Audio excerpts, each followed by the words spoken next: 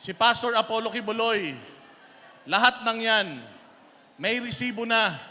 Bakit sila maunlad? Bakit nasa kanila na lahat? Bakit sila binabatikos?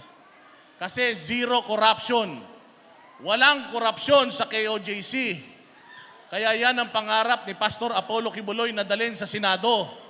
Zero corruption. Death penalty sa lahat ng mga korap na mga opisyal.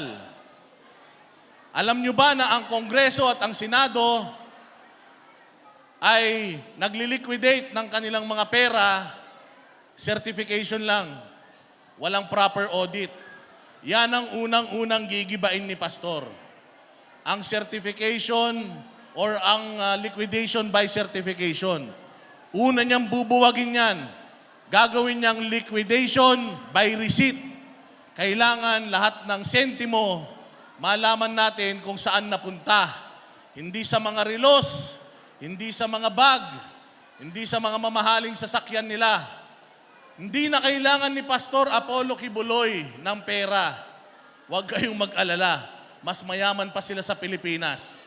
Hindi na kailangan ni Pastor Apollo Kibuloy ng karangyaan. Tanyag si Pastor Apollo Kibuloy sa buong mundo. Parang Santo Papa ang tingin sa kanya ng kanyang mga miyembro sa buong mundo. Hindi niya na kailangan yan. Yung ibang mga senador, mag-aaral pa lang. Titingnan pa lang kung paano sosolve ang problema nyo. Si Pastor Apollo Kibuloy, lahat ng problemang kinaharap nyo, na-resolve na nila.